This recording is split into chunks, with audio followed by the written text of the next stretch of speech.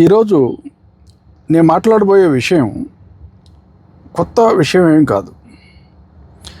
అతి ప్రాచీన కాలం నుండి ఇదే విషయాన్ని ఎన్నో పురాణాల్లో మనం వింటూనే ఉన్నాం. ఆధ్యాత్మిక యాత్రలో ఎవరికైనా కావాల్సింది ఏమిటంటే మూడు అవసరం అవుతాయి. ఒకటి మానవ జన్మ. ఎందుకంటే కేవలం మానవ జన్మలో మాత్రమే ఈ ఆధ్యాత్మిక యాత్ర అనేది కొనసాగించడానికి వీలవుతుంది. మోక్షం పొందటం అనేటువంటి ప్రక్రియ పూర్తవుతుంది. కనుక మానవ జన్మ అనేది తప్పనిసరి. రెండవది, మోక్షం పొందాలనే కోరిక. అసలు మోక్షం పొందాలనే కోరిక లేకపోతే ఎవరికైనా ఇక ఆధ్యాత్మిక యాత్ర అనేది అసలు మొదలు కూడా బెటర్ కదా. కాబట్టి ఆ సంకల్పం అనేది ముఖ్యం. నాకు మోక్షం పొందాలనేటువంటి కోరిక ఉండటం అనేది ముఖ్యం అక్కడ. ఇక మూడవది ఒక గురువు. అంతే. ఒక మానవ జన్మ, మోక్షం పొందాలనే కోరిక, మూడవది గురువు. ఈ మూడు ఉన్నప్పుడు పని అయిపోతుంది. ఇక్కడ ఆధ్యాత్మిక యాత్ర అనేది సునాయాసంగా జరిగిపోతుంది. ఈ జన్మకి కాకపోతే మరొక జన్మకి, అంటే ఒక జన్మలో ఎక్కడైతే మనం ఆధ్యాత్మిక యాత్ర వదిలేస్తామో అదే ప్రదేశం నుంచి మళ్ళీ మరొక జన్మలో మొదలవుతుంది. కానీ కాకపోతే ఆధ్యాత్మిక యాత్ర చేయాలి అనుకుంటే ఈ మూడు అనేది అవసరం అన్నమాట. కాకపోతే ఇక్కడ అందరూ కన్ఫ్యూజన్లో పడిపోతూ ఉన్న విషయం ఏమిటంటే గురువు దగ్గర. మరి మానవ జన్మ అందరూ ఎత్తారు, అందరూ అంటారు మేము కూడా మానవులమే, మేము కూడా మానవ జన్మ ఎత్తాము అంటుంటారు. అంతవరకు బాగా ఉంది. పైగా మాకు మోక్షం పొందాలనే కోరిక ఉందండి అంటారు. అంతవరకు అది బాగానే ఉంది. ఇప్పుడు సమస్య అంతా వచ్చింది గురువు దగ్గర. అంటే మన ప్రయత్నం కాదు ఇక్కడ, అంత గురువు మీద దోసేయటం అనమాట, వేరే వాళ్ళ మీద. ఎనివే, నేను వరకు దాన్ని ఒక జోక్గా మాట్లాడుతున్నాను. ఇప్పుడు అసలు విషయానికి మనం వద్దాము. మరి గురువు విషయానికి వచ్చినప్పుడు ఇప్పుడు అందరూ అడిగే మొదటి ప్రశ్న ఏమిటి? మాకు గురువు ఎక్కడ దొరుకుతాడు? మన పురాణాలు ఏం చెప్తున్నాయి దానికి సమాధానం? శిష్యుడు రెడీగా ఉన్నప్పుడు గురువు కూడా ప్రత్యక్షం అయిపోవటం జరిగిపోతుంది అంటారు. అది వాస్తవం కూడా. శిష్యుడు రెడీగా లేకపోతే మరి గురువు కూడా మరి ప్రత్యక్షమై ఉపయోగం లేదు కదా అక్కడ. ఇప్పుడు రెండో ప్రశ్న ఏమిటంటే, మరి మేము గురువుని మాకు గురువుని ఎంచుకునేది ఎలా? ఇక్కడ గురువుని ఎవరు మీరు ఎంచుకోవటం లేదు. దానికి సమాధానం మీరే చెప్పారు ఇప్పుడే. శిష్యుడు రెడీగా ఉన్నప్పుడు గురువు కూడా ప్రత్యక్షమైపోతాడు అక్కడ. ఏదో ఒక రూపంలో మీకు గురువుతో అనుబంధం అనేది ఏర్పడిపోతుంది. అక్కడ గురువుని కలవటం అనేది జరిగిపోతుంది. మీరు ఎంచుకోవడం అంటూ ఏం జరగదు అక్కడ గురువుని. అక్కడ మరి అహంకారంతో చేసే పని అవుతుంది. మరి ఒప్పుకుంటారా లేదా? మీరెవరు గురువుని ఎంచుకోవడానికి? గురుతత్వం అనేది అది స్వయంగా శివతత్వం అయిపోయా, పరమశివుడు అయిపోయా. గురువు అంటే ఈశ్వరుడు అయిపోయా. స్వయంగా దక్షిణామూర్తి రూపంలో మనకి మానవ జాతికి మొదటి గురువు శివుడే అన్నమాట. కనుక అలాంటి గురువుని మీరు ఎలా ఎంచుకుంటారు చెప్పండి? అది హాస్యాస్పదంగా లేదు? అసలు ఆలోచన అనేది హాస్యాస్పదంగా ఉందా లేదా? రెండో విషయం, ఇక్కడ అందరూ కన్ఫ్యూజన్లో పడేది ఏమిటంటే, మాకు ఒక గొప్ప గురువు, అంటే పురాణాల్లో మనం చెప్పుకుంటుంటాం కదా, విశ్వామిత్రుడు లేదా వశిష్ఠుడు లేదా పరశురాముడు, వాళ్ళ పరశురాముడి తండ్రి జమదగ్ని, అందరికీ ఆ లెవెల్ వాళ్ళే కావాలి. ఇక ఆ లెవెల్ నుంచి తగ్గిన వాళ్ళు కింద వచ్చిన గురువులు ఎవరికి అవసరం లేదు. లేదా ఆధునిక కాలంలో అనుకుంటే అందరికీ రామకృష్ణ పరమహంస, రమణ మహర్షి లాంటి గురువులు కావాలి. కాకపోతే మీరు మర్చిపోతున్న విషయం ఏమిటంటే, ఒక స్థితిలో ఆ స్థితిలో ఉన్నటువంటి వాళ్ళు అసలు శిష్యులను యాక్సెప్ట్ కూడా చేయరు. వాళ్ళు మోక్షం చూసుకుంటారు కానీ వాళ్ళ శిష్యుల గురించి పట్టించుకోరు అక్కడ. కాబట్టి మనం పురాణాల్లో ఎవరో విని మహర్షి విశ్వామిత్రుడు ఇలా ఉండాలి, ఇలా ఉన్నాడు, వశిష్ఠుడు ఇలా ఉండేవాడు, లేదా పతంజలి ఆ విధంగా ఉండేవాడు, మరి మనకు అలాంటి గురువే కావాలి అనుకుంటే మన అర్హతను బట్టి మనకు గురువు అనేది ప్రాప్తం అవటం అనేది జరుగుతుంది. మొదటి విషయం. రెండవది, అది అవసరాన్ని బట్టి ఉంటుంది. ఆ విషయం కూడా గమనించండి. ఇప్పుడు ఎవరికైనా జబ్బు చేస్తుందండి. ఇప్పుడు జబ్బు చేసిన ప్రతి ఒక్కళ్ళకి మన భారతదేశంలో ఉన్నటువంటి అత్యంత ఉన్నతమైన డాక్టర్ అవసరం అవుతాడా? మామూలుగా ఎవరికో జలుబు చేస్తుంది, జ్వరం వస్తుంది, మామూలుగా ఎంబీబీఎస్ చదివి లోకల్గా మనకి ప్రాక్టీస్ చేస్తున్న ఏ డాక్టర్ అయినా సరిపోతాడు కదా. మరి మీకు జ్వరం తగిలిందంత మాత్రం చేత మీకు మన భారతదేశంలో ఉన్నటువంటి గొప్ప డాక్టరే కావాలనుకుంటే ఎలా? అది అవసరం కూడా లేదు అక్కడ. మీరు అనవసరంగా దాన్ని ఏదో ఊహించేసుకుంటున్నారు అక్కడ. అలాగే ఏదో చిన్న జబ్బులు ఇంకేవో ఇబ్బంది పడుతుంటారు. ఏ జబ్బుకైనా దానికి తగ్గట్టు డాక్టర్ దగ్గరికి మీకు లోకల్గా దొరుకుతాడు, వెళ్తారు, కన్సల్ట్ చేస్తారు. ఒకవేళ జబ్బు నయం కాకపోతే అప్పుడు పద్ధతి ప్రకారం మరొక డాక్టర్ దగ్గరికి వెళ్తారు. ఇంకా జబ్బు తీవ్రంగా అయినప్పుడు ఒకవేళ మీ దగ్గర అందరు డబ్బు పెట్టుకోగలిగిన వాళ్ళు అయితే ఇంకా పెద్ద డాక్టర్ దగ్గరికి వెళ్తారు. అక్కడ అవసరాన్ని బట్టి ఉంటుంది అక్కడ. అదేవిధంగా ఒకవేళ కొంతమందికి అవసరం ఉండొచ్చు, కానీ వాళ్ళ దగ్గర డబ్బులు లేదు. ఏం చేస్తారు చెప్పండి? వాళ్ళకి ఏదో కాంప్లికేటెడ్ జబ్బు వస్తుందండి, నయమైతే అవుతుంది. వాళ్ళని విమానంలో విదేశాలకు పంపించేసి గొప్ప డాక్టర్ చేత వైద్యం చేస్తే బయట పడవచ్చు. కానీ డబ్బు లేకపోతే ఏం చేస్తారు చెప్పండి?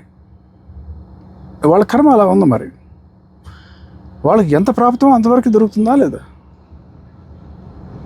లేదండి ఆ డాక్టర్ అయితే బతికిపోయాడు మావాడు అని, కరెక్టే, ఒప్పుకుంటాను, మంచిదే. కానీ ఆ డాక్టర్ దానికి ఆయన ఎంతమందికైనా వైద్యం చేయగలడు? మరి జపాన్లోనూ ఉంటాడండి ఏదో ఒక స్పెషలిస్టు, అది ఎంతమందికైనా వైద్యం చేస్తాడు చెప్పండి? ప్రపంచంలో కొన్ని వేల మంది ఉన్నారు ఆ జబ్బుతో బాధపడేవాళ్ళు. కాబట్టి వాళ్ళు ఎవరో అక్కడికి వెళ్ళగలిగిన వాళ్ళు ఆయనకు చేస్తున్నాడు. ఇక్కడ ఆయన చేయటం కాదు, అది మీ కర్మానుసారం. మీ కర్మానుసారం మీకు అవకాశం ఉండి మీ దగ్గర వసతి ఉన్నప్పుడు, ఆ డబ్బు ఉన్నప్పుడు మీకు అవకాశం దొరుకుతుంది అక్కడ ఆ వైద్యం ఆయన దగ్గర పొందటానికి. ఒక్కొక్కసారి అన్నీ ఉండి కూడా వైద్యం అందుబాటులోకి ఉండదు. ఎంత ధనవంతులైనా సమయానికి వైద్య సహాయం అందలేదనుకోండి, ఏమవుతుందో మీకు తెలుసు ఆ విషయం. సో ఇక్కడ జరుగుతుంది, మీ డబ్బు మిమ్మల్ని బతికించడం లేదు, ఏ గొప్ప డాక్టర్ వచ్చి మిమ్మల్ని బతికించడం లేదు. మీ కర్మానుసారం ఆ భగవంతుడు మిమ్మల్ని బతికిస్తున్నాడు. ఇక్కడ గురుతత్వానికి వచ్చినప్పుడు కూడా అంతే. గురుతత్వం కూడా స్వయంగా దక్షిణామూర్తి అని చెప్పుకున్నాం కదా. ఎవరికి ఎలాంటి గురువు కావాలి, అతని అర్హత ఎంతవరకు ఉంది, దాన్ని బట్టి అతనికి ఆ గురువు లభ్యం అవటమా లేదా అనేది ఆ భగవంతుడి యొక్క నిర్దేశం ప్రకారం ఉంటుంది. అంతేగాని ప్రతి ఒక్కరూ ఊహించేసుకొని నాకు జమదగ్ని లెవెల్లో లాంటి గురువే కావాలి, జమదగ్నికి ఒక ఇంచు కొద్దిగా తక్కువైనా కూడా నేను ఒప్పుకోను అంటే ఎలా చెప్పండి? భీష్మించుకొని కూర్చుంటే మొదట మీరు గమనించాలి, అసలు అవసరమా లేదా అది కూడా గమనించాలి. రెండో విషయం ఏమిటి? ఆధ్యాత్మిక గురువుకి మామూలుగా మత సంబంధమైన గురువులకి తేడా ఉంది. అక్కడ కన్ఫ్యూషన్ పడబాకండి. యోగాభ్యాసాన్ని ప్రాక్టీస్ చేయదలుచుకున్నప్పుడు యోగాభ్యాసానికి సంబంధించిన గురువు వేరు, మీకు ఆధ్యాత్మిక విషయాల గురించి ప్రవచనాలు ఇచ్చే గురువు వేరు. ఆయన ప్రవచనాలు ఇస్తుంటారు, ఎంతో ఆహ్లాదకరంగా ఉంటుంది, వింటూ పోతుంటారు, అబ్బా ఎంత గొప్పగా చెప్తున్నారండి అని. దానివల్ల మీకు ఎలాంటి మోక్షం దొరకదు. ఇక్కడ మీకు మోక్షం ఎప్పుడు వస్తుంది? అక్కడ సర్జన్, కత్తిరించేసేటువంటి సర్జన్ లాంటి డాక్టర్ కావాలి, అంటే యోగాభ్యాసానికి సంబంధించిన గురువు కావాలి మీకు. మామూలుగా ఇప్పుడు ఎంతమంది ఇప్పుడు జ్యోతిశాస్త్రం కూడా చెప్తుంటారు కదా, వాళ్ళని కూడా మీరు అందరూ గురువులుగా భావిస్తుంటారు. జ్యోతిశాస్త్ర పండితులు ఉంటారు, మీకు దేంట్లో మీకు ఆదాయం వస్తుంది, మీ భవిష్యత్తుది మీకు ఏ పూజలు చేస్తే మీకు లాభం పొందుతారు, లేదా ఏ పరిహారాలు చేస్తే మీకు లాభం పొందుతారు అని చెప్తూ ఉంటారు ఎంతోమంది. మరి వాళ్ళకు కూడా గురువులే కదా, కానీ వాళ్ళు చెప్పేదాన్ని కేవలం ప్రాపంచిక విషయాలకు సంబంధించింది మాత్రమే. గమనించండి, ఇక్కడ మోక్షానికి ఇక్కడ ఎలాంటి సంబంధం లేదు వాళ్ళకి. ఎంత గొప్ప జ్యోతిశాస్త్ర పండితుడైనా మోక్షానికి అతనికి ఎలాంటి సంబంధం లేదు. ఎంత పెద్ద గొప్ప పూజారైనా మోక్షానికి అతనికి ఎలాంటి సంబంధం లేదు. ఎంత గొప్ప మత పెద్ద అయినా, ఎంత పెద్ద గొప్ప ఆర్గనైజేషన్, ఒక పెద్ద వ్యవస్థను నడుపుతున్నా అతనికి యోగాభ్యాసానికి ఎలాంటి సంబంధం లేదు. ఆ విషయాన్ని దయచేసి గుర్తుపెట్టుకోండి. యోగాభ్యాసం వచ్చినప్పుడు యోగ పరంపర వేరు, వైదిక పరంపర వేరు.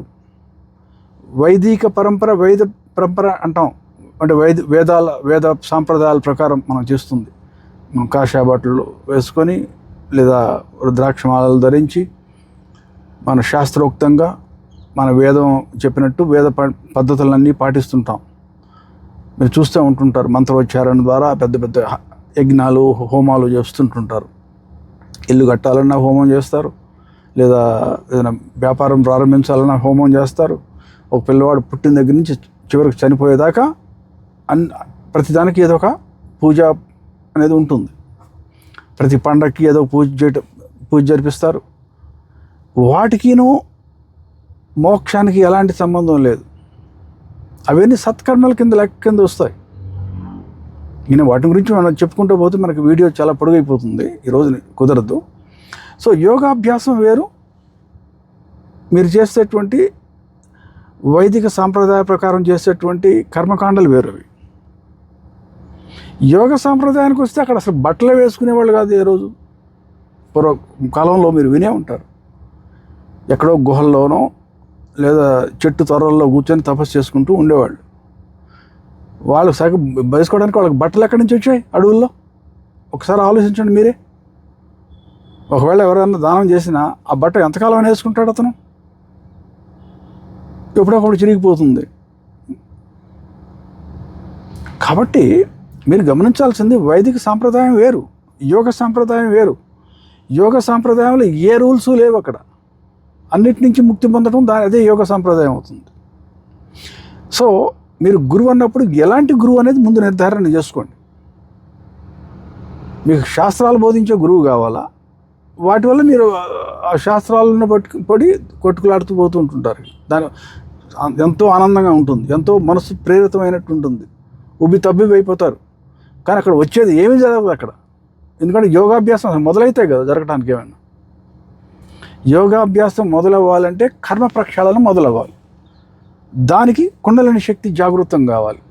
దానికి ఏదో ఒక యోగాభ్యాసం ప్రాక్టీస్ చేయాలి. అందుకని యోగాభ్యాసాన్ని దాన్ని పక్కన పెట్టి ఏ శాస్త్రాలు పట్టుకొని మిగతా అన్నీ చేసుకుంటూ పోతుంటారు. పండగలు బ్రహ్మాండంగా జరుపుతూ ఉంటుంటారు, డబ్బు ఉంది కదా అని చెప్పి. వాటి వల్ల మీకు ఏదైనా సత్కర్మలు అవుతావు, లెక్క కింద వస్తాయి, పుణ్యం వస్తుంది, దానివల్ల మీ ఫలితం పొందుతారు. దాన ధర్మాలు చేస్తే పుణ్యం వస్తుంది, దానికి కూడా మీకు జీవితంలో ఇప్పుడు మంచి ఫలితం దొరుకుతుంది. కానీ మోక్షం దొరకదు. మోక్షానికి కావాల్సింది సర్జరీ లాంటిది, శస్త్రచికిత్స కావాలి, కర్మ ప్రక్షాళనం జరగాలి. దాని శస్త్రచికిత్స లాంటిది అది. ఒక్కోసారి చాలా నొప్పిగా కూడా ఉంటుంది కర్మ ప్రక్షాళనం జరుగుతున్నప్పుడు. సో గురువు అన్నప్పుడు ఈ విషయాన్ని బాగా గుర్తుపెట్టుకోండి. మీకు ఎలాంటి గురువు కావాలి? మీకు జాతకం చెప్పే గురువు కావాలా? మీకు ప్రవచనాలు చెప్పే గురువు కావాలా? మీకు సంగీతాన్ని బోధించే గురువు కావాలా? మీకు నాట్యాన్ని నేర్పించే గురువు కావాలా? ఏ గురువు కావాలి మీకు? శస్త్రచికిత్స చేసే గురువు కావాలా? ఎస్, ఆ శస్త్రచికిత్స చేసే గురువు ఎవరైతే ఉంటాడో అతన్నే యోగా గురువు అంటారు అతన్ని. మళ్ళీ యోగా గురువు అంటే ఏదో మీకు ఆసనాలు వేయటము, ఏదో ప్రాణాయామం చేయటం నేర్పిస్తాడు, దాన్ని యోగం అనరు దాన్ని. అది హఠయోగం కింద లెక్క కింద వస్తుంది. ఆసనాలు వేస్తే మీకు ఆరోగ్యం బాగుంటుంది, ప్రాణాయామం చేస్తే ఇంకా ఆరోగ్యం బాగుంటుంది, ఎక్కువ కాలం బతుకుతారు. కానీ మోక్షానికి దానికి ఎలాంటి సంబంధం లేదు. కుండలిని శక్తి జాగృతం చేయొచ్చు హఠయోగం ద్వారా కూడా, కానీ దాని పద్ధతి వేరు. భగవద్గీతలో కృష్ణుడు చెప్తాడు, యోని ముద్ర ద్వారా బ్రహ్మద్వారాన్ని పగలగొట్టుకుంటూ శక్తి ప్రాణోత్థానం జరుగుతుంది. అది యోని ముద్ర ద్వారా చెప్తాడు కృష్ణుడు.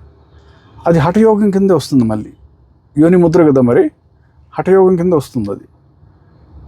కానీ అది దాని అంతిమ లక్ష్యం అన్నమాట. అంతేగాని మామూలు ఈ హఠయోగం వల్ల మీకు వచ్చే ప్రయోజనం ఏమి లేదు, కేవలం ఆరోగ్యం వరకే. దాని యోగం అంటే ఎట్టా? యోగాభ్యాసం అంటే కర్మ ప్రక్షాళనం. ఆధ్యాత్మిక యాత్ర అంటేనే కర్మ ప్రక్షాళనం, యోగాభ్యాసం అంటేనే కర్మ ప్రక్షాళనం. ఎందుకంటే కర్మ ప్రక్షాళనం జరిగితే కానీ మనిషి శాంతించదు. మనసు శాంతిస్తే కానీ మనసులో ఉద్భవించేటువంటి వృత్తులు అంటారు వాటిని, ఆలోచనలు, అవి తగ్గిపోవు. ఆ ఆలోచనారహిత స్థితి వస్తే కానీ మన లోపల ఉన్న ఆత్మకి తానేమిటో అనేది ప్రతిబింబించదు. ప్రతి మనిషిలో ఉన్న ఆత్మ సచ్చిదానంద స్వరూపం. సత్ చిత్ ఆనందం, సచ్చిదానంద స్వరూపం. ఆ ఆత్మకి తానెవరో గోచరించాలి తాను. దాన్నే ఎంతమంది ఆత్మదర్శనం అది ఇది అంటుంటారు. ఆత్మదర్శనం అంటే ఆత్మకి ఏదైనా రూపం ఉంటే కదా దర్శనం అవటానికి. ఆత్మకి ఏం రూపం గోచరించదు అక్కడ. మాకేదో మేము ధ్యానం చేసుకుంటే ఏదో మనకి రూపాలు కనిపించాయంటే దానివల్ల ఏమీ కాదు. అక్కడ మీకు 100 మంది భగవంతుల దర్శనం కానివ్వండి, 100 మంది దేవీ దేవతల దర్శనం కానివ్వండి, 100 గుడుల దర్శనం కానివ్వండి, 100 పుణ్యక్షేత్రాల దర్శనం కానివ్వండి, మీకు ఇంకేదో లోకాల దర్శనం కానివ్వండి, 0. వాటి వల్ల ఏమీ కాదు మీకు. కాకపోతే మీరు చేసినటువంటి మూట కొట్టుకుని ఉన్న సత్కర్మలు అవి బయటపడుతున్నాయి అక్కడ. దాని అర్థం అంతే. మీరు పూర్వజన్మల్లో ఎన్నో దేవీ దేవతల ఉపాసనలు చేస్తుంటారు, ఎన్నో గుళ్ళు గోపురాలు తిరిగి ఉంటారు, ఎన్నో పుణ్యక్షేత్రాలు తిరిగి ఉంటారు. వాటి వాసనల ప్రభావంగా వాటి దర్శనం జరుగుతుంది మీకు. కళ్ళు మూసుకొని ప్రశాంతంగా ఆలోచిస్తూ కూర్చున్నప్పుడు, ధ్యానం చేస్తున్నప్పుడు. అంతేగాని అవి కనిపించినంత మాత్రం మీరు ఎక్కడికో వెళ్ళిపోవాలా వేరే లోకాలకి. మీరు ఏ లోకాలకి ఎవరు పోరు ఎక్కడికి. ఎందుకంటే ఉన్నదంతా మీరే, సచ్చిదానంద స్వరూపం మీరే. అక్కడ స్వయంగా మీరే సచ్చిదానంద స్వరూపం అయినప్పుడు ఎక్కడికి వెళ్ళాల్సిన అవసరం ఏముంది? ఇంకా లోకాలన్నీ మీరే అయిపోయా. అందరు దేవి దేవతలు మీలోనే ఉంటే, అన్ని శక్తులు మహిమలు అన్నీ మీలోనే ఉండే, ఆ సచ్చిదానంద స్వరూపం మీరైపోయా. మీరెక్కడికో వెళ్ళడం అనేది ఇంకా ప్రసక్తే లేదు అక్కడ. అది గమనించండి, గుర్తుపెట్టుకోండి. సో ఇప్పుడు అసలు విషయాన్ని వద్దాం. మరి యోగాభ్యాసం చేయాలనుకున్నప్పుడు, కర్మ ప్రక్షాళన నుంచి ముక్తి పొందాలనుకున్నప్పుడు దానికి కావాల్సింది యోగాభ్యాసానికి సంబంధించిన గురువు కావాలి. శక్తిని జాగృతం చేయాలి. కుండలిని శక్తి జాగృతం అయినప్పుడు కర్మ ప్రక్షాళనం అనేది తనే జరిగిపోవటం మొదలవుతుంది అక్కడ. ఆ ప్రక్రియ మొదలు కాకుండా మీరు ఎన్ని శాస్త్రాలు పెట్టుకున్నా అది ఏమీ ప్రయోజనం లేదు. ఎన్ని గుళ్ళకి వెళ్ళినా ప్రయోజనం లేదు, ఎన్ని తీర్థయాత్రలకు పోయినా ప్రయోజనం లేదు. ఇవన్నీ ఏమిటంటే సత్కర్మల లెక్క కిందకు వస్తాయి. అంటే సత్వగుణం, రజోగుణం, తమగుణం సమతుల్య స్థితికి వస్తారు అనమాట అక్కడ. దానివల్ల మీకు ఏంటంటే శక్తి జాగరణ అనేది సులభం అయిపోతుంది అక్కడ జరిగేది అంతే. అంతేగాని వాటి వల్ల ఏం ఒరిగిపోవటం లేదు అక్కడ. మనస్ఫూర్తిగా అందరూ ఒకసారి ఆలోచించుకోండి. అంటే మనం అంటాం చూడండి, ఎవరైనా గొప్ప ఇదో ఫీల్ అయిపోతుంటే పోయి మీ ముఖంలో మీ అద్దం చూసుకోమంటాం. ఇక్కడ అద్దం అంటే అద్దంలో ముఖం చూసుకోమని కాదు. ఇక్కడ మన మనసు మన అద్దంగా పనిచేస్తుంది. మన ఆత్మని మనం ఈ యొక్క ప్రశాంతమైన మనసులో దర్శనం చేసుకోవాలి కదా. అసలు మనం ఏమిటి ఒక్కసారి మనం అంతర్మథనం చేసుకుంటే ఏం కావాలనుకుంటున్నాం ఈ జన్మలో, మనం ఏం చేస్తున్నాం, వాస్తవంగా మనం భగవంతుడి కృప కోరుకుంటున్నామా లేదా మనకు ప్రాపంచిక విషయాల్లో లాభాలు కావాలని కోరుకుంటున్నామా? ముందు అది తేల్చండి అక్కడ. ఆ తర్వాత నెక్స్ట్ వస్తుంది గురువు యొక్క ఆవశ్యకత. శిష్యుడు రెడీగా ఉన్నప్పుడు గురువు ప్రత్యక్షమైపోతాడు. మీకు ఎలాంటి అనుమానం లేదు అక్కడ. ఏ గురువుని మీరు సెలక్షన్ చేయక్కర్లే ఇంటర్వ్యూ పెట్టి, ఎందుకంటే గురుతత్వం అలా పనిచేయదు అక్కడ. పైగా మీకు ఎలాంటి గురువు అవసరమో ఆ గురువే దొరుకుతాడు మీకు. ఎందుకంటే మనకి భారతీయ సనాతన ధర్మంలో ఎన్నో రకాల యోగ ప్రక్రియలు, ఎన్నో రకాల తాంత్రిక పద్ధతులు డెవలప్ చేయబడ్డాయి అతి ప్రాచీన కాలం నుంచి. ఎందుకంటే మానవ జాతి అంతా ఒకలాగా ఉండదు, మనుషులందరూ ఒకలాగా ఉండరు. సో ఎవరికి ఏది అవసరమో ఆ విధమైనటువంటి యోగాభ్యాసం నేర్పించడానికి అలాంటి యోగ మార్గాన్ని తయారు చేయబడ్డారు. అయితే సమాజంలో ఎవరైతే గురువులు ఉంటారో, అంటే ఎవరి మాధ్యమంగా మీరు యోగాభ్యాసం చేయవలసి ఉంటుందో, ఇక్కడ విషయం గుర్తుపెట్టుకోండి. మీరు ఇప్పుడు ఎవరికైనా జబ్బు చేస్తుంది సమాజంలో, మరి ఏ మనిషికైనా జబ్బు చేసినప్పుడు డాక్టర్ దగ్గరికి వెళ్ళాలా పడలేదా? సొంత వైద్యం ఎంత ప్రాణానికే హాని అనే విషయం మీకు తెలుసు. సమాజంలో డాక్టర్ అనే వ్యక్తిని నిర్దేశించి పెట్టాడు, భగవంతుడే పుట్టించాడు.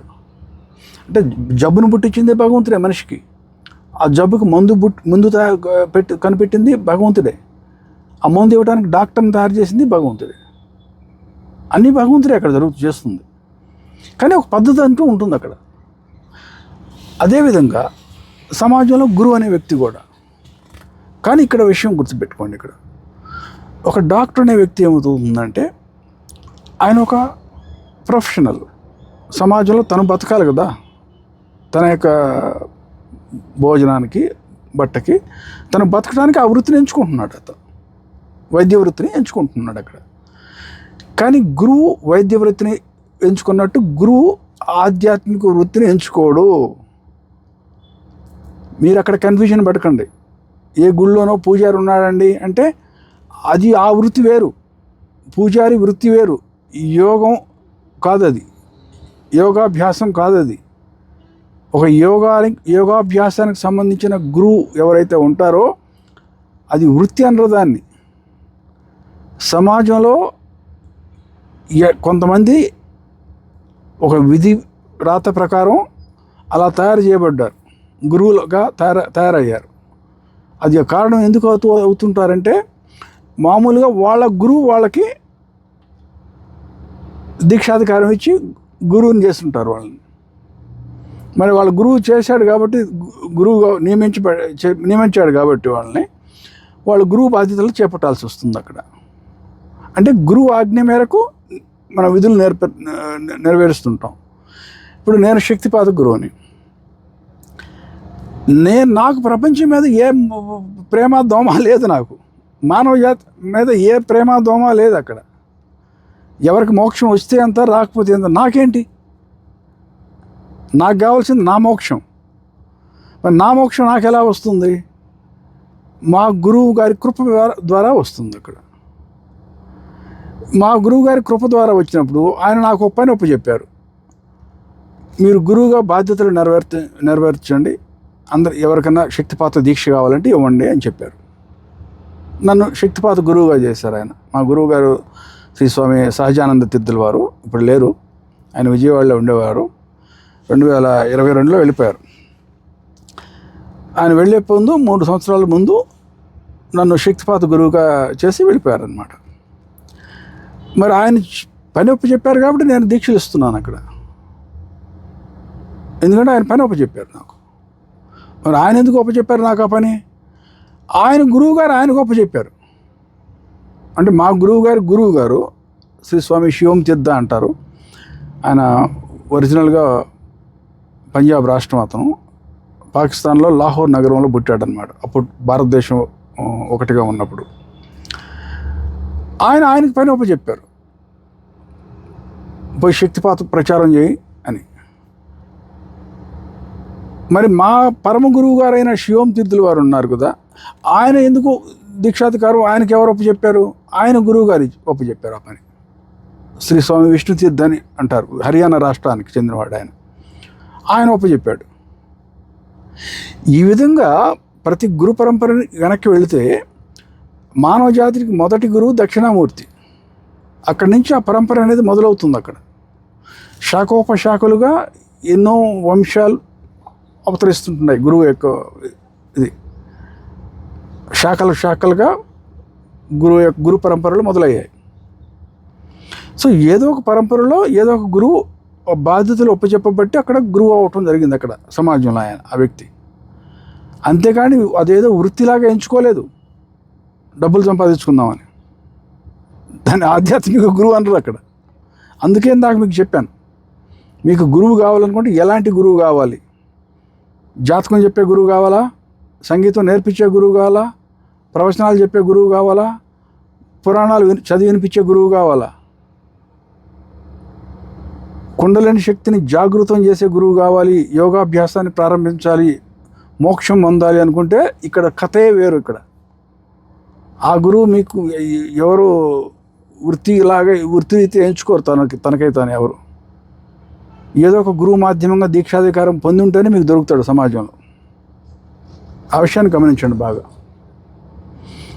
ఒకవేళ ఎవరికైనా మరీ అంత కోరికగా ఉంటే మేము ఎలా గుర్తుపట్టేదండి సరైన గురువా కాదా, నకిలీ గురువా కాదా అనుకున్నప్పుడు పరంపర ఎతకండి, పరంపర గురించి ఎంక్వైరీ చేయండి. మనం చూసే ఉంటారు, మన ఇళ్ళలో అమ్మాయికి పెళ్లి చేయాలన్నప్పుడు, అబ్బాయికి పెళ్లి చేయాలన్నా అమ్మాయికి పెళ్లి చేయాలన్నా సంబంధం వెతికినప్పుడు అంటుంటారు చూడండి, 3 తరాలు వెనక్కి వెళ్ళి ఎతకండి వాళ్ళ కుటుంబం వైపు, వాళ్ళు ఎలా ఉంటే వాళ్ళ 3 తరాల దాకా వాళ్ళ గురించి ఎంక్వైరీ చేస్తుంటారు. అమ్మాయికి అబ్బాయి కావాలన్నా అబ్బాయికి అమ్మాయి కావాలన్నా 3 తరాల దాకా వెనక్కి వెళ్ళి చూస్తుంటాం మనం వాళ్ళ కుటుంబం ఎలాంటిది అని. ఇది కూడా అంతే. మీరు ఒకవేళ మీకు అంతగా కోరికగా ఉంటే గురువుకి టెస్ట్ పెట్టేసేయాలని భగవంతుడికి మీరు సెలక్షన్ చేయాలనుకుంటే ఒక గురువు మనకు సరిపోయిన వ్యక్తా కాదా అని అతను ఏ గురు పరంపరకు చెందినవాడు ఎంక్వైరీ చేసుకోండి. మరి ఒక విధంగా ఆ పరంపరకు చెందినవాడు అనేది మీకు తెలిసిపోతుంది కదా. అదే చారిత్రాత్మకమైనటువంటి విషయమే, అందులో దాచిపెట్టాల్సిన రహస్యం అంటూ ఏమీ లేదు అక్కడ. ఒక వ్యక్తి సమాజంలో గురువు అంటే అతను గురువు ఎవరో చారిత్రాత్మకంగా తెలిసే ఉంటుంది అందరికీ. అలాగే అతని గురువు గారు ఎవరు, ఆయన పరమ గురువు గారు ఎవరు అనేది తెలిసిపోయి ఉంటుంది అక్కడ. పరంపర వెతుక్కోండి. ఒకసారి పరంపర దొరికిపోయింది అనుకోండి, ఇంకా మీకు సమస్య ఏంటి? మనస్ఫూర్తిగా నిజాయితీగా సమర్పణ భావంతో యోగాభ్యాసం మొదలుపెట్టండి. ఆ గురుతత్వానికి ప్రణామం చేయండి. ఇక్కడ ప్రణామం ఎవరికన్నా నాకు చేస్తున్నారంటే నాకు వ్యక్తిగతంగా ఎవరు చేయటం లేదు. వ్యక్తిగతంగా నేను మీ అందరికన్నా ఇంకా తక్కువలో ఉండి ఉంటాను, ఇంకా మీకన్నా ఆధ్యాత్మికంగా నా కర్మల్లో నేను కూరుకుపోయి ఉంటాను అక్కడ.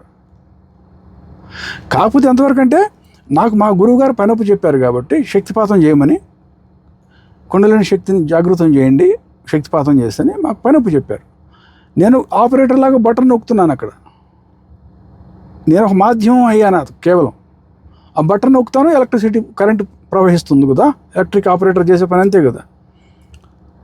ఏ ఎలక్ట్రికల్ ఇంజనీర్ అయినా, ఏ ఎలక్ట్రిక్ ఆపరేటర్ అయినా అతనికి కరెంటు మీద ఎలాంటి నియంత్రణ లేదు అక్కడ.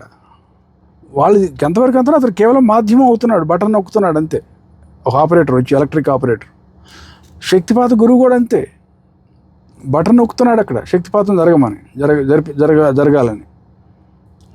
శక్తిపాతం జరుగుతుంది అక్కడ. మీకైతే మీ పని అయితే అయిపోయింది కదా. మీకు ఏదైతే కావాలనుకుంటున్నారో, శక్తి జాగృతం కావాలనుకుంటున్నారో ఆగిపోతుంది అక్కడ. ఇంకేంటి సమస్య?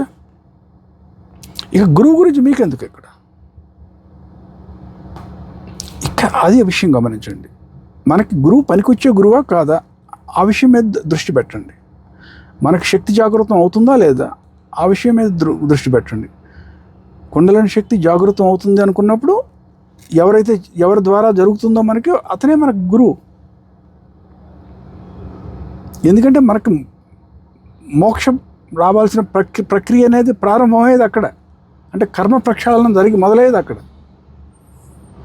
లేదా మీరు స్వతంత్ర యోగ మార్గాన్ని పాటించదలుచుకున్నారు, అందుకే కన్ఫ్యూజన్ పడద్దు అని చెప్పాను. ఇప్పుడు ఎవరైనా మెడిటేషన్ చేయాలనుకుంటారండి, ధ్యానం చేయాలంటే ఆసక్తి, వాళ్ళకి భజనలు చేయటం ఆసక్తి లేదు, ధ్యానం చేయాలి. మరి ధ్యానం చేయాలంటే ధ్యానం చేయించేటువంటి గురువు కావాలిగా. మరి ధ్యానంలో మరి ఆసనాలు ప్రాణాయామం కూడా వస్తాయి. మరి ముఖ్యంగా అష్టాంగ యోగం అన్నప్పుడు, ధ్యానం అంటే అష్టాంగ యోగం, అందులో 8 రకాలు ఉంటాయి కదా. అష్టాంగ యోగంలో యమనియమాల నుంచి మొదలవుతాయి. మరి దాంట్లో నిష్ణాతుడైనటువంటి గురువు ఎవరైనా కావాలంటే ఆ గురువుని పట్టుకోవాల్సి వస్తుంది మీరు. కానీ ఒక విషయం గుర్తుపెట్టుకోండి, అందరికీ వర్తించదు ఇది. మనం వినే ఉంటాం, మన తెలుగు రాష్ట్రాల్లోనే అన్నమాచార్యుడు కానీ, వేమన, రామదాసు, అలాగే నార్త్ ఇండియాలో తీసుకుంటే తులసీదాసు, మీరాబాయి, ఇలాంటి గొప్ప గొప్ప భక్తులు ఉండేవాళ్ళు కదా. వాళ్ళందరూ ఏం ధ్యానం చేశారండి? వాళ్ళు ఏమైనా ధ్యానం చేశారా? వాళ్ళు ఏమైనా హఠయోగం చేశారా? ఆసనాలు వేశారా? ప్రాణాయామం ఏమైనా ప్రాక్టీస్ చేశారా? వీళ్ళందరూ వాళ్ళు భక్తి యోగం పాటించేవాళ్ళు. సో మీరు భక్తి మార్గాన్ని ఎంచుకోవాలంటే భక్తి మార్గాల్లో మిమ్మల్ని తీసుకెళ్ళే గురువుని ఎంచుకోండి అక్కడ. లేదా ధ్యానం చేయాలనుకుంటే ధ్యాన మార్గంలో వెళ్ళటానికి ధ్యాన మార్గంలో నిష్ణాతుడైనటువంటి గురువుని ఎంచుకోండి అక్కడ. మీకు కుండలిని శక్తిని జాగృతం చేసి, అంటే ధ్యాన మార్గం ప్రకారం. అంతేగాని అన్నింటినీ మీరు చదివేసి అక్కడ కొంత ఇక్కడ కొంచెం అక్కడ జ్ఞాన మార్గం గురించి అన్నీ చదివేసి కలగాపలగం అయిపోయి ఏం చేయాలో అర్థం కాకుండా కన్ఫ్యూజన్లో పడిపోయి, నాకు జమదగ్ని ఇలాంటి గురువు కావాలా, ఆయనకి తక్కువైన వాడు ఎలాంటి వాడు నాకు సరిపోడు అంటే మీరేదో శ్రీరామచంద్రుడు అయ్యాడు. శ్రీరామచంద్రుడు కూడా చివరికి విశ్వామిత్రుడితో వశిష్ఠుడితో సరిపెట్టుకున్నాడు ఆయన కూడా స్వయంగా. అలాగే శ్రీకృష్ణుడు కూడా సాందీపని ముని శ్రీకృష్ణుడి గురువు గారు. సాందీపని ముని గురించి మన చరిత్రలో మనం వినలా. ఇక్కడ ఆయనకి కృష్ణుడికి బలరాముడికి గురువు అవ్వటం చేత ఆయన వెలుగులోకి రావటం జరిగింది. అక్కడ ఆయన ఆర్డినరీ గురువు కదా, ఎవరో గురువు, ఆర్డినరీ గురువు. అక్కడ గురుకులం నడుపుతుండేవాడు అడవిలో, ఉజ్జయిని నగరం దగ్గర ఎక్కడ ఉండేది ఆయన సాందీపని గారి ఆశ్రమం. మరి శ్రీకృష్ణుడు అంతటి వాడికి సరిపోయాడు కదా, ఆయన గురువు అయ్యాడు.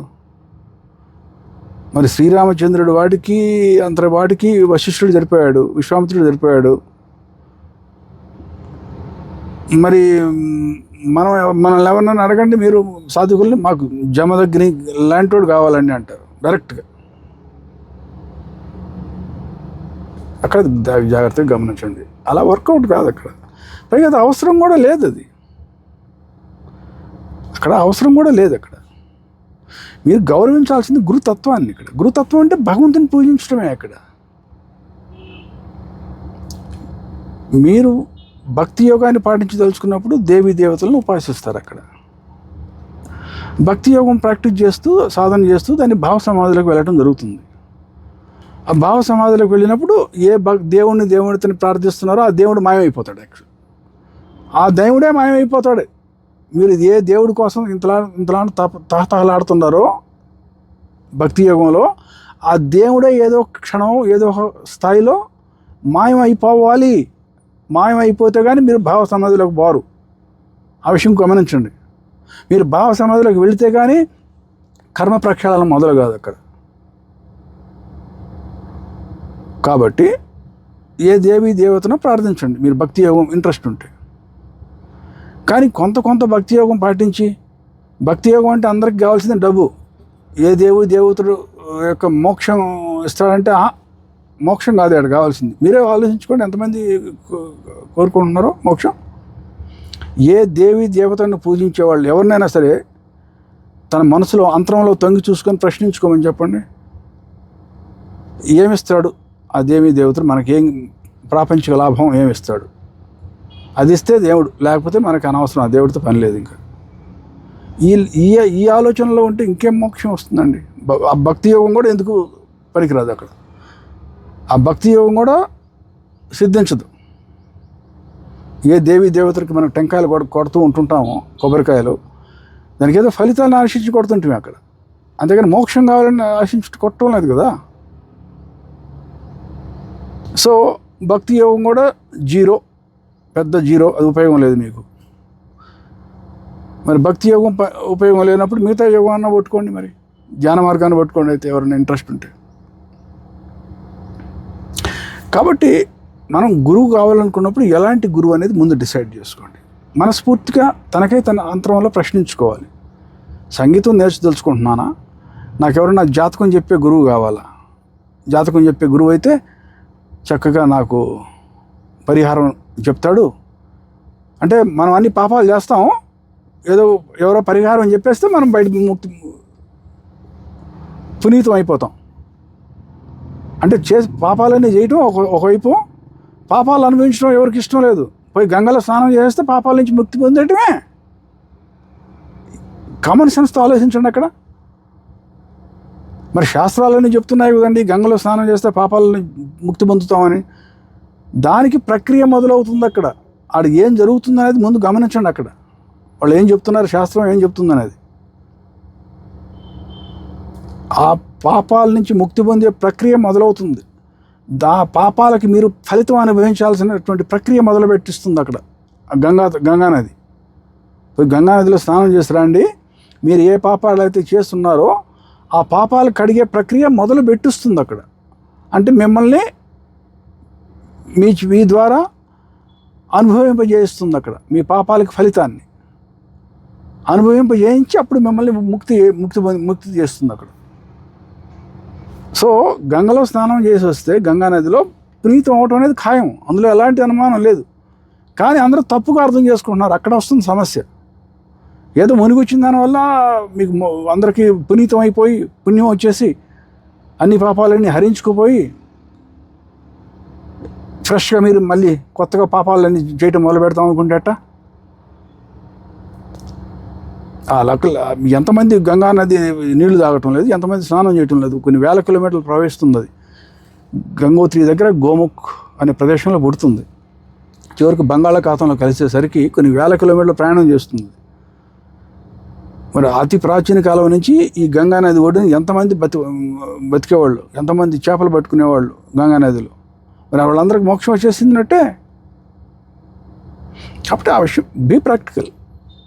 ఏదో పురాణాలు చదివేసి ఎక్కడికో మీరు ఊహాలోకాల్లోకి వెళ్ళిపోయి నాకు జమదగ్ని లాంటి గురువు కావాలి అంటూ కూర్చొని ఆ గురుతత్వం మీద అనేది అర్థం చేసుకోకుండా ఉంటున్నప్పుడు మీకు ఆధ్యాత్మిక యాత్ర అసలు ముందుకేనే వెళ్ళదు. అక్కడ ప్రాక్టికల్గా ఆలోచించి గురుతత్వాన్ని మనం మహిమ పట్టుకున్నప్పుడు, ఆడ గురుతత్వం అంటే భగవంతునే మీరు పట్టుకుంటున్నారు మోక్షం కోసం, భగవంతునే ప్రార్థన చేస్తున్నారు. అయితే ఇక్కడ ఏమవుతుంది, మనసు అనేది చంచలం. ప్రతి మానవ జాతికి మనిషిని అలా నిర్మించాడు భగవంతుడు. చంచలమైన మనసుతో నిర్మించాడు. భగవంతుడి మీద దృష్టి పెట్టి ఉండాలంటే సాధ్యం కాదు ఎవరికి. దానివల్ల ఏమవుతుందంటే చంచలంలో స్వభావం చేత మనసు అటు ఇటు పోతుంది. అలా అటు ఇటు పోకుండా ఉండేదానికి మనం ఏం చేస్తామంటే మనసుని కట్టిపడేస్తాం. ఇప్పుడు ఉదాహరణకి రాముడి మీద పూజ చేస్తున్నాం అనుకోండి, రాముడి గురించి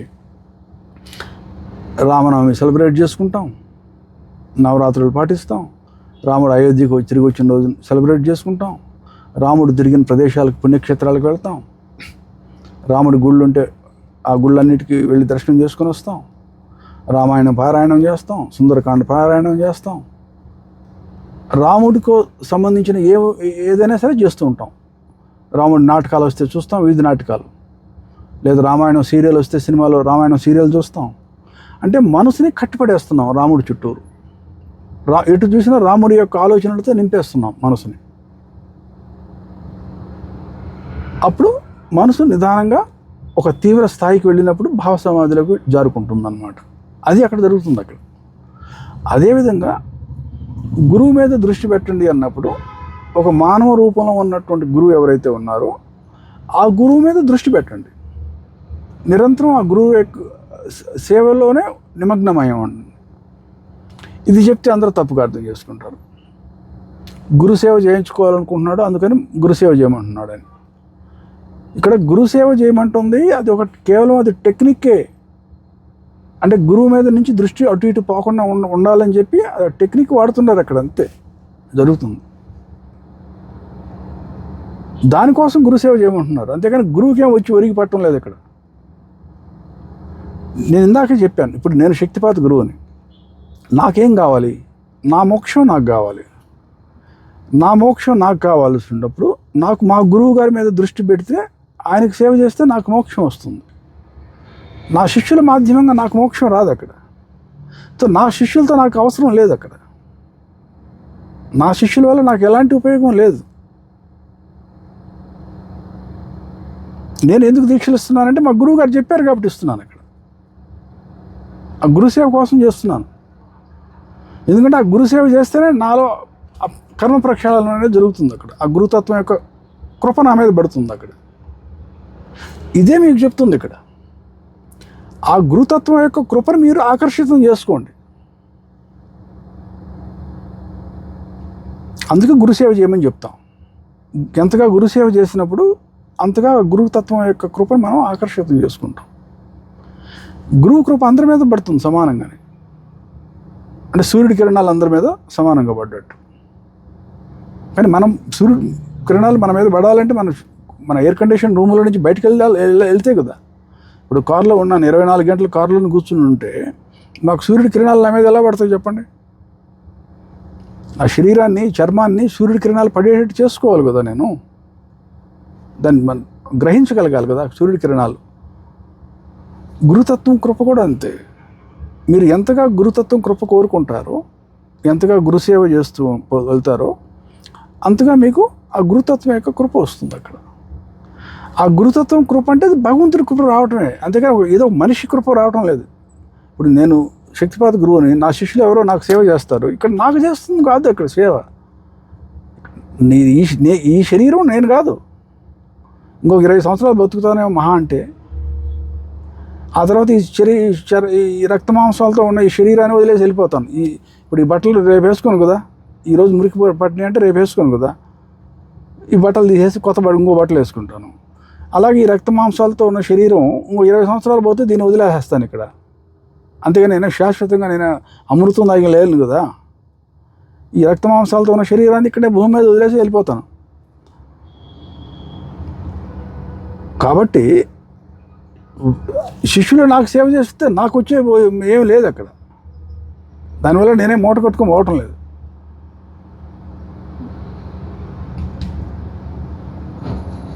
కానీ నాకు మోక్షం రావాలంటే నా గురువుకి నేను సేవ చేయాలి అక్కడ. అది గురుసేవలో ఉన్నటువంటి మహత్యం. అది ఎవరికైనా మనకేం కావాలనేది మనకేం కావాలి మనసులో ప్రశ్నించుకోండి. అందుకే ఇందాక చెప్పాను, ప్రతి ఒక్కరూ కూడా మన ముఖం మనం అద్దంలో చూసుకోవాలి అంట. మన ముఖం అద్దంలో చూసుకోవటం అంటే మన అంతరంలో తొంగి చూసుకోవటం. మనకేం కావాలి నిజాయితీగా. మీ మనసులో మీరు నిజాయితీగా మిమ్మల్ని మీరు ప్రశ్నించుకోగలరు కదా. మీ అంతరంలో ఎవరు మిమ్మల్ని తొంగి చూడటం లేదు కదా, ఎవరు వినటం లేదు కదా. మీరేం కోరుకుంటున్నారు భగవంతుడిని? మరి ఇంకేంటి ప్రాబ్లం? మీ అంతరంలో మీకు తొంగి చూసుకోండి. మీకేం కావాలనుకుంటున్నారు మనస్ఫూర్తిగా మిమ్మల్ని మీరు ప్రశ్నించుకోండి. మోక్షం పొందుకుంటున్నారా అంటే, మోక్షం అంటే ఏమిటి? కర్మల నుంచి ప్రక్షాళనం, కర్మల నుంచి ముక్తి. కర్మల నుంచి ముక్తి పొందితే మీకు జీవితం మారిపోతుంది అక్కడ. మీకు ప్రతి మనిషి కూడా ఒక జీవితాన్ని గడుపుతున్నాడు, సమస్యలతో జీవితం గడుపుతున్నాడు అంటే ఆ కర్మ యొక్క ప్రాబ్లం, సమస్య. కర్మే అది ప్రతిబింబిస్తుంది అక్కడ. అంటే మనం జీవితంలో మనం అనుభవించేదంతా కూడా మన కర్మల యొక్క ప్రతిబింబం మాత్రమే. మన కర్మ ఎలా ఉంటే దాని యొక్క ప్రతిబింబాన్ని మనం అనుభూతి చెందుతున్నాం అక్కడ సమాజంలో. మనం ఎలాంటి కర్మలు మూట కట్టుకొని ఉన్నామో అలాంటి మోసగాళ్లే మనకు దొరుకుతారు. మనం ఎలాంటి కర్మలు మూట కట్టుకొని ఉన్నామో అలాంటి పుణ్యాత్ములే మనకు కనిపిస్తారు. మనం ఎలాంటి కర్మలు మూట కట్టుకొని ఉన్నామో ఆ విధంగానే మనకి జేబు దొంగలు ఎవరో తారసపడతారు, మన దగ్గర డబ్బు కొట్టేస్తారు. మనకి ఏమైతే జరుగుతుందో సమాజం అంతా బాగా పరిశుభ్రంగానే ఉంది, సమాజంలో ఎలాంటి ఫాల్టు లేదు. అది కేవలం ఒక మాధ్యమంగా మాత్రమే పనిచేస్తుంది, ఒక అద్దంలాగా. మన ముఖం మనం చూసుకోవటానికి ఈ సమాజం అనేది మనకు ఒక అద్దంలాగా మనకి పనిచేస్తుంది. అక్కడ మన కర్మలను అనుభవించడానికి ఈ సమాజం అనేది మాధ్యమం అవుతుంది. అంతేగాని పాపం సమాజం ఏం చేయటం లేదు మనల్ని. ఎవరైతే మిమ్మల్ని మోసం చేస్తున్నారో, మీకు మాధ్యమం అవుతున్నారో వాళ్ళ గురించి మీరు ఆలోచించబాకండి. వాళ్ళ కర్మానుసారం వాళ్ళు వెళ్తారు, వాళ్ళ కర్మలు వాళ్ళు అనుభవిస్తారు. తర్వాత ముందు మీది మీరు చూసుకోండి, మీ సంగతి, మీ కథ ఏదో మీరు తేల్చండి ముందు. కాబట్టి మనస్ఫూర్తిగా మీకై మీరు అంతరంలో తొంగి చూసుకోండి. మనకేం కావాలి, మనకి ప్రక్షాళన కావాలి, ఈ కర్మల నుంచి ముక్తి పొందాలి. ఈ కర్మల నుంచి ముక్తి పొందితే కానీ మనకి మనసు అనేది ప్రశాంతత అనేది దొరకదు. అప్పుడు కానీ మనం ఈ మోక్షం అనేది పొందలేము. ఆ విషయాన్ని ముందు గమనించినప్పుడు అప్పుడు మీకు ఇక సమస్య ఉండదు. ఏదో ఒక గురువుని ఆశ్రయిస్తారు, ఆ గురువుకి సేవ చేస్తారు, ఆ గురుతత్వం యొక్క కృపను మీరు గ్రహించేస్తారు. గురుతత్వం కృప అంటే భగవంతుడి కృప అక్కడ మళ్ళీ. అంతేగా నాకు ఏ గురువుని మేము పూజించమండి, ఇంకొక మనిషిని నేను గురువుగా స్వీకరించలేను. నేను కేవలం రాముడిని కృష్ణుడిని మాత్రమే స్వీకరిస్తాను. మంచిదే. మరి ఆనాడు ఆ రాముడు అయోధ్యలో ఎంతమంది చూడలేదు? రాముడు వీధులు నడుస్తుంటే భారతదేశం అంతా తిరిగాడు రాముడు, పైనుంచి కింద దాకా. ఎంతమంది ఆయన కనిపెట్టారు, గుర్తుపెట్టారు ఆయన భగవంతుడని? సజీవంగా ఆయన చూసిన నాడే దిక్కు లేదు. ఇప్పుడు మీకు రాముడు కనిపిస్తే మీకు మోక్షం వస్తుందా? అసలు గుర్తే పట్టలేరు ఆయన్ని. అలాగే కృష్ణుని ఎంతమంది చూడలేదు? ఆయన సజీవంగా శరీరంతో ఉన్నప్పుడు కృష్ణుడు ఎవరైనా గుర్తుపెట్టారు ఆయన భగవంతుడని? ఇప్పుడు అందరూ తహతహలాడిపోతున్నారు. ఒక్కసారి కృష్ణుడి దర్శనం ఇచ్చేస్తే మనకు జన్మ ధన్యమే అయిపోతుంది. ఏమవుతుంది? ఏమీ కాదు, గాడి జీరో, గుడ్డు కూడా ఏం దొరకదు మీకు. కృష్ణుడి దర్శనం ఇచ్చినా, రాముడి దర్శనం ఇచ్చినా మీకు ఏమీ జరగదు. ఆయన సజీవంగా దర్శనం ఇచ్చిన నాడే ఏం జరగలేదు ఎవరికి. సజీవంగా ఎన్నో సంవత్సరాల పాటు, నెలల తరబడి దర్శనం, సంవత్సరాల తరబడి దర్శనం ఇచ్చారు అందరికీ మహాభారతంలో, రామాయణంలో. అప్పుడు ఎంతమంది చూడలేదు ఆయన్ని? వాళ్ళకి ఏమైనా అయిందా? ఎవరు అనుకున్నారు కానీ, కుర్రోడు అనుకున్నారు కానీ స్వయంగా దేవుడు అనే విషయం ఎవరు గమనించలేదు కదా. ఈరోజు కూడా అదే జరగబోతుంది. మీకు ఒకవేళ దర్శనం వచ్చినా, ఏ రాముడి దర్శనం, కృష్ణుడి దర్శనం వచ్చినా ఆడ ఏమీ జరగదు. అక్కడ వస్తే ఏదైనా స్వప్నంలో రావాలి, లేదా ధ్యానం చేస్తున్నప్పుడు రావాలి, అదేం జరగదు అక్కడ. నేను ప్రాక్టికల్ అనుభవంతో చెప్తున్నాను మీకు. సంవత్సరాల తరబడి నేను తపస్సు చేస్తున్న టైంలో హిమాలయ పర్వతాల్లో ఎన్నో దేవతల దర్శనాలు జరుగుతున్నాయి. నాకు ఈ లెవెల్లో నాకు మోక్షం ఎన్నో 10 సార్లు వచ్చి ఉండాల్సింది. ఇప్పుడు నాకేం జరగలేదు, అట్లా జరగదు అలా. ఒకవేళ ఎవరైనా మీకు వీధిలో ఎదుటి పడ్డాడు అనుకోండి, గాలిలో నుంచి దేవుడు ప్రత్యక్షమయ్యాడు అనుకోండి, రాముడు కృష్ణుడు, ఈయన డ్రామా కంపెనీ నుంచి పారిపోయి వచ్చి ఉంటాడు అనుకుంటారు. అంతేగాని గుర్తుపట్టలేరు. కాబట్టి ఈ విషయాన్ని గమనించండి. అందువల్ల కనిపించినంత మాత్రం ఏమీ కావటం లేదు. అక్కడ దేవుడు ప్రత్యక్షమైన అయితే ఇది అయిపోతుందని దానికి అసలు గుర్తుపట్టలేరు కదా. అక్కడ ఇప్పుడు మీకు ఒక వజ్రం దొరుకుతుందండి, వీధిలో పోతుంటారు, ఒక వజ్రం కనిపిస్తుంది. మీరు వజ్రం ఎలా ఉంటుందో ఎప్పుడు చూడలేదు. మీరు ఏం గుర్తుపడతారు అది వజ్రం అని? అది పగడమో లేదో ఇంకేదో ఖరీదైనటువంటి రత్నం అయి ఉంటుంది. మీరు అసలు జీవితంలో ఎప్పుడు చూడని వాళ్ళు మీరు ఎలా గుర్తుపడతారు? ఆ రాయి ఎంతో కొన్ని వేల కోట్ల రూపాయలు విలువ చేసే రాయి అనే విషయం మీకు గుర్తుపట్టలేరు కదా. భగవంతుడు కూడా అంతే. మీకులో ఆ కెపాసిటీ లేనప్పుడు మనం కనిపించినా మనం గుర్తుపట్టలేం భగవంతుడిని అక్కడ. ఈ విషయం గుర్తుపెట్టుకోండి ఇక్కడ మీరు. సో మనం గురుతత్వం గురించి మాట్లాడుకున్నప్పుడు ఏదేదో ఊహించుకోకండి. గురువు అంటే, సద్గురువు అంటే ఇలా ఉండాలి, ఆయన ఒక్కొక్కసారి మన మీద దయాదాక్షిణ్యాలతో చూడంగానే మనకు మోక్షం వచ్చేయాలి, ఎందుకు చూస్తాడండి? ఆయనకేమొచ్చింది మిమ్మల్ని మీ మీద దయాదాక్షిణ్యాలతో చూడటానికి? ఎంత పెద్ద గొప్ప యోగి ఉంటే ఆయన మోక్షం చూసుకుంటున్నాడు అక్కడ. ఈ పిచ్చి ప్రపంచంలో నేను మళ్ళీ పుట్టకూడదని, ఈ మాయా ప్రపంచంలో. అంతేగాని మీ మీద ఎందుకు చూస్తాడండి దయాదాక్షిణ్యాలతోటి? తర్వాత మీ విషయానికి వద్దాం. అన్నీ షార్ట్కట్లే. చేసిన పాపాలన్నీ ఏమి అనుభవించాల్సిన పని లేదా మీకు? చేస్తారన్ని పాపాలు చేస్తున్నారు, ఏదో పుణ్యాలు కూడా మూడగొట్టుకున్నారు, పాపాలు చేసి కూడా మూడగొట్టుకున్నారు. ఫైన్, అంతవరకు బాగుంది. మీరు చేసిన కర్మలన్నీ ఎక్కడికి పోతాయి? ఎవరో మహాత్ముడు నా మీద కృప చూపించేస్తే నాకు మోక్షం వచ్చేసేది. ధైర్యంగా ఫైట్ చేయండి, ప్రపంచాన్ని ఎదుర్కోండి, జీవితాన్ని ఎదుర్కోండి. నిలబడి అర్జునుడిలాగా మహాభారతంలో అర్జునుడు ఏ విధంగా అయితే నిలబడి ఫైట్ చేశాడో యుద్ధం చేయండి. అంతేగాని అర్జునుడు కొట్టనే అయిపోయాడు. ఇదే పరిస్థితి. మోక్షం కావాలని కరిగిపోయాడు. మీరు వినే ఉంటారు కథ. శివుని గురించి ప్రార్థన చేస్తాడు అర్జునుడు, పాశుపతాస్త్రం కావాలని. అక్కడ విజయవాడలోనే అనుకుంటా, దుర్గ గుడి ఉంది కదా, ఇంద్రకీలాద్రి పర్వతం, అదే చెప్తారు. దాని మీద కూర్చొని తపస్సు చేస్తాడు. శివుడు ప్రత్యక్షం అవుతాడు. పాశుపతాస్త్రం ఇస్తాను నాన్న, తీసుకో అంట. నాకు మోక్షం కూడా ఇచ్చేసి.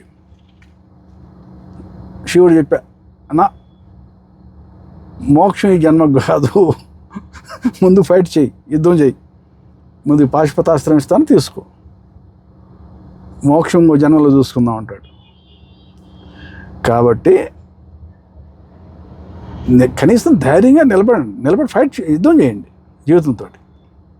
షార్ట్కట్ల కోసం పోకండి. ఏదో మహాత్ముడు వచ్చి నా మీద దయాదాక్షిణ్యాలు చూపించేస్తాడు, లేదా ఏదో మహాత్ముడి పాదాలు దాకేస్తాను, నాకు పునీతం అయిపోతాను. ఎంతమంది ఎన్ని ప్రదేశాలు రాముడు తిరగలేదు రామాయణ కాలంలో? ఉత్తర భారతం నుంచి దక్షిణ భారతం దాకా. మరి ఎంతో మన భారతదేశంలో ఎంతో భూమి ఆయన పాదాలు స్పృశించిందా లేదా? మన భారతదేశంలో ఎంతో భూభాగం ఆయన 1000 కిలోమీటర్లు మరి నడిచాడు కదా అడవుల్లో కూడా. అయోధ్య నుంచి బయలుదేరినవాడు కింద రామేశ్వరం దాకా పాదయాత్ర చేస్తూ వచ్చాడు కదా. వెళ్ళేటప్పుడు విమానంలో వెళ్ళిపోయాడు అనుకోండి. రావణుని చంపేసిన తర్వాత రావణుడి పుష్పక విమానాన్ని తీసుకుంటాడుగా, సీతాదేవిని కూర్చోబెట్టుకుని పుష్పక విమానంలో వెళ్ళిపోయేటప్పుడు వెళ్ళిపోయేటప్పుడు వదిలేసేయండి. ఆయన వచ్చేటప్పుడు అయోధ్య నుంచి వచ్చేటప్పుడు మరి ఎన్ని ప్రదేశాలు ఆయన పాదాలు దాకాయి? ఆయన చెప్పులు కూడా వేసుకోలేదు కదా, మరి పాదరక్షలు కూడా వేసుకోలేదు. మరి ఎంతమంది ఆ భూమి మీద మళ్ళీ తిరిగి ఉంటారు? ఏమైనా అయిందా అందరికీ? అందువల్ల అలాంటి ఆలోచనలతో ఉండకండి. ఏదో మహాత్ముడు కనిపించేస్తాడు, ఆయన పాదాలు దాకేస్తాడు, నాకు మోక్షం వచ్చేస్తుంది. అది షార్ట్కట్ అంటే మీరు చేసిన కర్మలన్నీ ఎక్కడికి పోతాయి? అయ్యూరు అనుభవిస్తారు అక్కడ. ధైర్యంగా ఎదుర్కోండి. ధైర్య సాహస లక్ష్మి అన్నారు చూడండి. ధైర్యంగా ఎదుర్కోండి. అలా శ్రీ మహాలక్ష్మి మీకు విజయాన్ని చేకూరుస్తుంది. ఈ మాయ నుంచి మిమ్మల్ని బయటపడేస్తుంది. శ్రీ మహాలక్ష్మి స్వయంగా మాయ. ఆమె కృప చూపించి మిమ్మల్ని తన యొక్క పట్టు నుంచి వదిలిపోయేటట్టు చేస్తుంది ఆమె కృప చూపించి. కాబట్టి ధైర్యంగా ఉండండి, ధైర్యంగా యుద్ధం చేయండి. గురువుని మీద దృష్టి పెట్టండి, గురువుని ఎంచుకోండి, గురువు మీద దృష్టి పెట్టండి, గురు సేవ చేయండి, ధైర్యంగా ఎదుర్కోండి, ఈ మాయ నుంచి బయటపడండి. అంతేగాని ఎలాంటి షార్ట్కట్లు ఫార్మ్ ఏమి లేవు ఇక్కడ ఆధ్యాత్మిక యాత్రలు. ఉన్న విషయం ఉన్నదన్నట్టు చెప్తున్నాను. నేను ఏదో మిమ్మల్ని మెప్పించాలనో లేకపోతే మిమ్మల్ని సంతోషపెట్టాలనో ఉన్నది లేనిది నేను చెప్పదలుచుకోలేదు. అందుకని కొంచెం విషయాల్ని డైరెక్ట్గా స్ట్రైట్ ఫార్వర్డ్గా చెప్తున్నాను అన్నమాట. ఎందుకంటే నేను ఒక తోటి మానవుడిగా నేను కోరుకునేది ఏమిటి? తోటి మానవులందరూ నాతోటి వాళ్ళు బాగుపడాలనే కదా. నాకేం అవసరం లేదు మిగతా సమాజం నుంచి. పైగా నా తోటి మానవులు ఎవరో గ్రహాంతర వాసులు కాదు కదా. గ్రహాంతర వాసులైనా నేను బహుశా ఇదే చెప్తాను అనుకో మాటలు. ఎందుకంటే గ్రహాంతర వాసులు కూడా జగన్నాథుడే కదా అందరికీ భగవంతుడు.